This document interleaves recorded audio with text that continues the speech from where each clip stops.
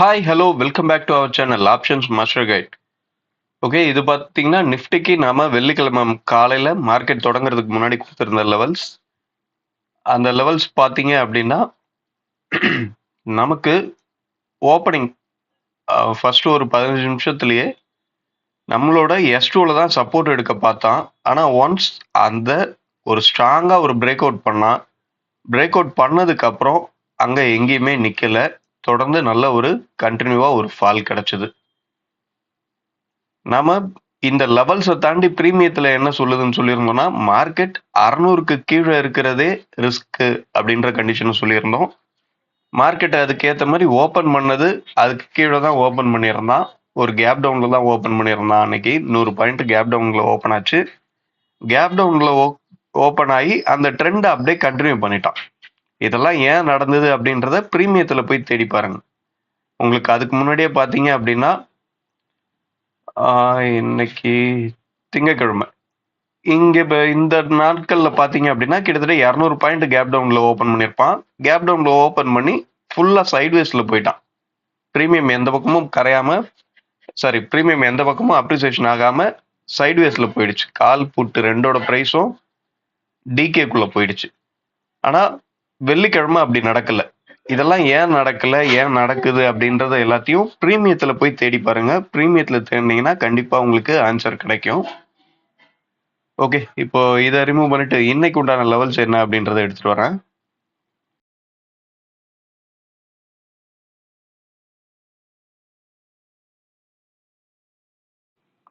Okay, இன்னைக்கு உண்டான levels பார்த்தீங்கன்னா 22,327, 22,250, 22,097, 22,022.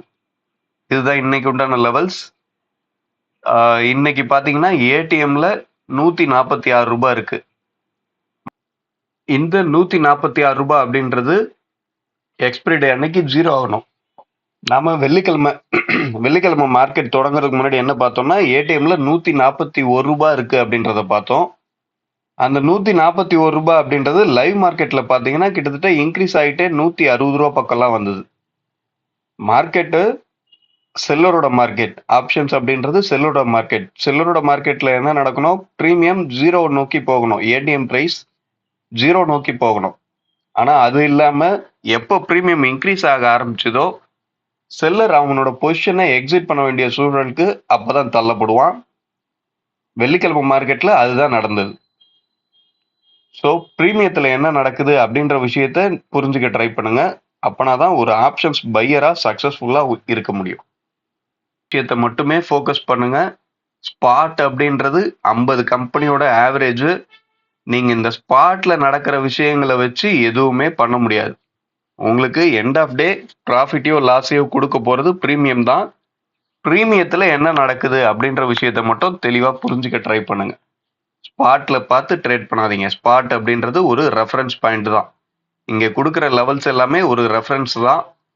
இதை தாண்டி நாம ப்ரீமியம் என்ன சொல்லுது அப்படின்றத பொறுத்து தான் என்ட்ரி எக்ஸிட் எல்லாமே அமையும். ஓகே, வீடியோ பிடிச்சிருந்தா லைக் பண்ணுங்க, ஷேர் பண்ணுங்க. அடுத்த வீடியோவில் சந்திப்போம். தேங்க்யூ, பாய்.